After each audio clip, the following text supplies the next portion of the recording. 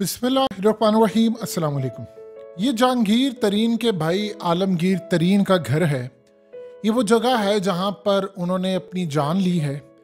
और जो अब सूरत हाल पोस्टमार्टम रिपोर्ट की सामने आई है, इस घर के इर्द गिर्द सीसीटीवी फुटेजेस, इनकी सीसीटीवी फुटेज घर के अंदर बाहर इर्द गिर्द के लोगों की, उनसे जो पूछगिछ होगी उसके बाद कहानी का पता चलेगा कि असल मामला अब किस हद तक खतरनाक है, ये क्या हुआ है। लेकिन जो पोस्टमार्टम रिपोर्ट सामने आई है वो बता रही है कि बड़ी अजीबोगरीब सूरत हाल है।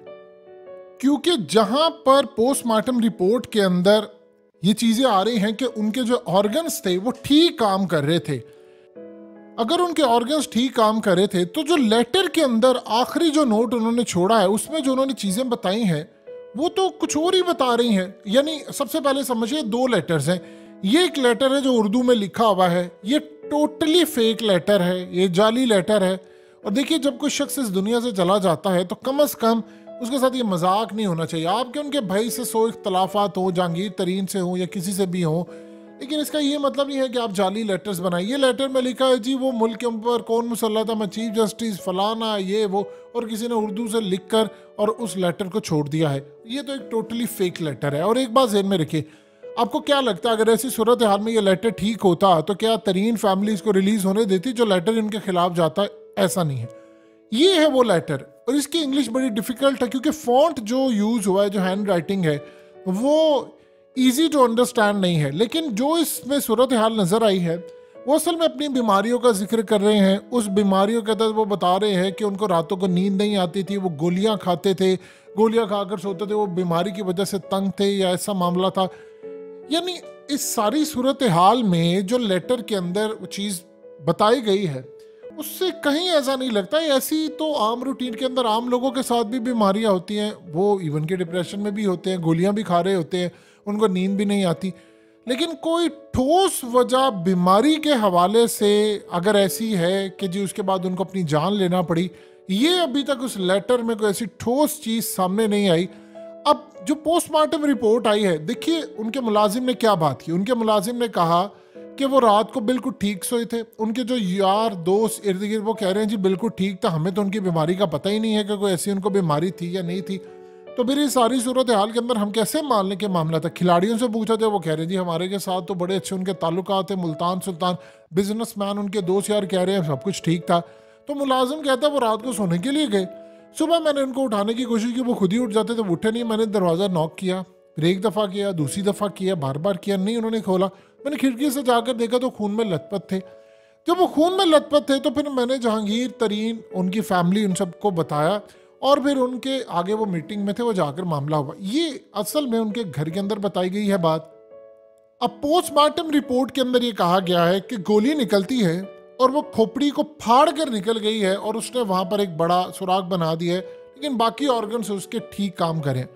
अब यहाँ पर जो पुलिस ने देखना है, तहकीक करनी है, उससे ये पता चलेगा कि ये जो गोली निकली है, आम रूटीन में आप जब गोली चलाते हैं तो बारूद थोड़ा सा आपके हाथ पर भी गिरता है, शायद आम लोगों को अंदाज़ा नहीं होता।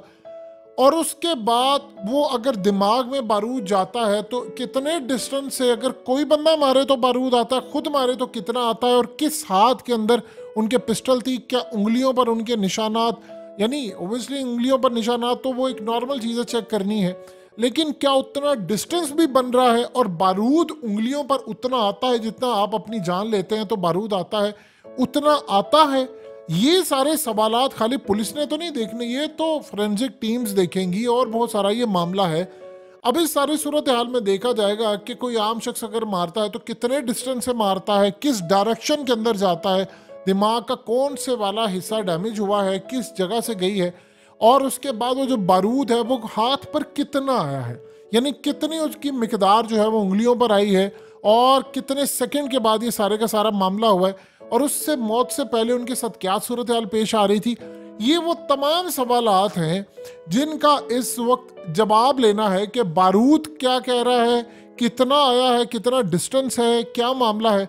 अब इस सारी सूरत हाल के अंदर उसके बाद सबसे ज़्यादा जो चीज़ें समझने वाली हैं, जो उनके यार दोस्त कह रहे हैं, जो वो कह रहे हैं कि भाई हमारा तो आज तक उनसे कोई पाला ही नहीं पड़ा कि उनकी कोई बीमारी थी, अगर बीमारी थी और वो कह रहे मैं गोलियां खा रहा हूं और मुझे नींद नहीं आती या मैं इस सहारे पर हूं, तो कौन सी उनकी बीमारी थी? क्योंकि पोस्टमार्टम रिपोर्ट के अंदर तो लिखा हुआ है कि ऑर्गन्स उनके ठीक काम करे। कौन सी बीमारी थी, ये पुलिस को देखना है और ये इदारों को भी देखना है। अब बीमारी की जहां तक बात है तो उनके यार दोस्त कह रहे हैं कि हमने उनके अंदर कोई नफ्सियाती डिप्रेशन ऐसी चीज़ नहीं देखी। घर के मुलाजिम भी कहते हैं कि भाई वो नॉर्मल थे, हमने ऐसी नहीं। और फिर सबसे बढ़कर के वो जो पिस्टल है वो आया किसकी है, इनकी है, लाइसेंस याफ्ता है या क्या मामला है? क्योंकि अगर लेट से देखिए आम रूटीन में आप अगर इन चीज़ों से निबर आजमा हो रहे होते हैं तो आपको अपना डॉक्टर भी चाहिए होता है। और क्या पाकिस्तान में या पाकिस्तान से बाहर इनकी कोई हिस्ट्री है जो वो डिप्रेशन का इतना इलाज करवा रहे हैं या बीमारियों से उलझ रहे हैं? अगर है तो वो किस डॉक्टर की है, कहाँ से आई है, क्या मामला है? ये सारे का सारा जो सवाल का पलंदा है वो जवाब देना है। कि आप देखिए कि 63 साल उनकी उम्र है और इस उम्र के अंदर आप आकर ये काम करें जब आप बिलियनर हो। यानी ये इस एज के अंदर तो वैसे नींद खत्म हो जाती है बहुत सारे लोगों की, उनको नींद ही नहीं आती। और जो मुल्क की सूरत हाल है उसमें तो नींद आपकी आम बंदे की 25 साल के नौजवान की उड़ी हुई है, तो बाकी तो आप छोड़ दे 16-15 साल के बच्चे जो उनकी नींद नहीं पूरी होती उन स्ट्रेस से, गम से, जो अपने घर में वो देखते हैं पाकिस्तान के जो हालात हैं, तो बाकी उनके साथ क्या मामला है, ये तो एक अलग ही दास्तान पैदा हो रही है। लेकिन यहाँ जो सवाल पैदा होता है जो सबसे ज़्यादा अहम है कि उनकी बीमारी किस नौयत की है। क्या उन्होंने पाकिस्तान से बाहर इलाज करवाया है? क्या पाकिस्तान के अंदर उनके रहकर कोई इलाज हो रहा है? और अगर हो रहा है तो किस नौयत का उनका इलाज हो रहा है? डॉक्टर क्या कहते हैं कि क्या वो इस लेवल पर आ गए? क्या उन्होंने फैमिली को बताया था कि इनकी कंडीशन इतनी सीवियर हो जाएगी? क्योंकि डॉक्टर्स को पता होता है कि इतनी सीवियर, और फैमिली को बता देते हैं कि इस हालत में मरीज कुछ भी कर सकता है। तो वो स्पेशली सबसे पहले कहते हैं कि आपने इनको अकेला नहीं छोड़ना, कोई पिस्टल, कोई ऐसी चीज़ जिसे अपनी जान को नुकसान पहुंचा सके, ये इनसे दूर रखनी है। तो अगर ऐसी सूरत हाल है और डॉक्टर से उनका इलाज चल रहा है और मेडिसिन वो खा रहे हैं और बीमारी इस नौयत की है, तो सवाल फिर ये पैदा होता है कि क्या वो इस सारी सूरत हाल के अंदर अलर्ट थे, उनकी फैमिली अलर्ट थी, और उसके बाद ये मामला अभी तक कुछ समझ में नहीं आ पा रहा। और एक बात देखिए, दो चीज़ें समझिए। जो उनके मुलाजिम ने कहा है कि रात के 10 बजे वो, या 12 बजे या 11 बजे, जितने बजे सोने के लिए चले गए हैं, मैंने सुबह उठकर देखा तो वो खून में लथपथ है। यानी उन्होंने जो गोली चलाई है उसकी आवाज़ किसी को भी नहीं आई। अब आप देखें इस सारी सूरत हाल के अंदर क्या होता है कि आप जब गोली चलाते हैं, गोली चलाने के बाद आप ये चीज़ भी देखते हैं कि आप देखें कि इर्द गिर्द के जो लोग हैं आजकल, उनके पास जो कैमराज हैं उनके अंदर साउंड भी रिकॉर्ड होता है। तो इनके पास भी ऐसा होगा। अगर ऐसी सूरत हाल है तो आप उसका दौरानिया देखिए सीसीटीवी फुटेज से कि क्या कोई आवाज़ आई है या इर्द गिर्द के लोगों ने कोई गोली की आवाज़ सुनी। गोली कोई आम चीज़ नहीं होती, वो चलती है, उसकी आवाज़ आती है। तो कितने लोगों ने उसकी आवाज़ सुनी है? अब मिसाल के तौर पर दो चीज़ें समझिए। रात के इस पहर अगर गोली लगती है और सुबह तक, ये वो टाइम है जो खामोशी का टाइम होता है, जहां पर आपका छोटा सा साउंड भी आवाज़ ज़्यादा क्रिएट करता है। तो इतनी बड़ी गोली की आवाज़ अगर चली हो, मुलाजिम को पता ना चला हो, और मुलाजिम को अगर पता नहीं चला तो मोहल्ले वालों को भी नहीं पता चला, इर्द गिर्द के लोगों को भी नहीं पता चला, तो ये एक अजीबो गरीब कहानी है जो सवालात ही सवालात है जिनके जवाबात अभी चाहिए। देखिए, जहांगीर तरीन को जब पता चला है तो वो बड़े डिस्टर्ब थे।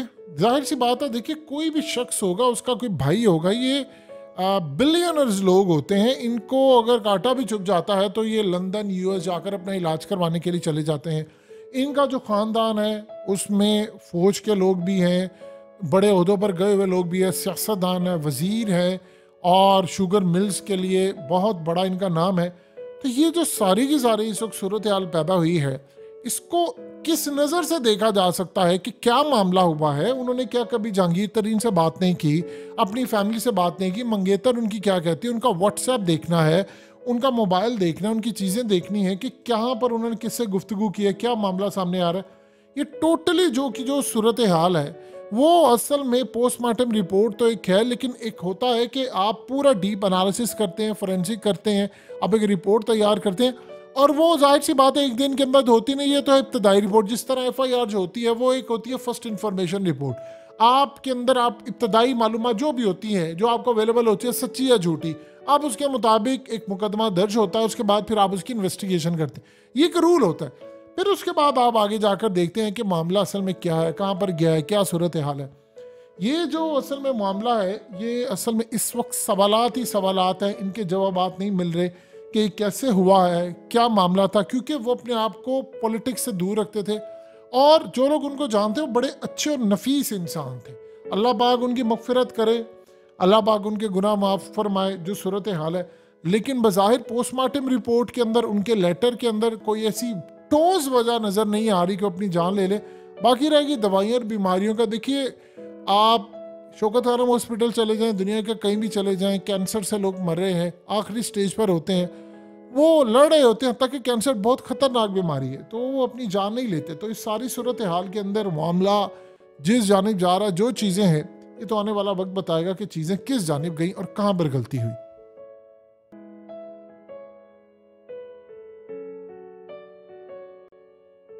हकीकत टीवी को सब्सक्राइब करना मत भूलें, वीडियो को लाइक करें, शेयर करें और कमेंट सेक्शन में अपनी राय का इजहार ज़रूर करें।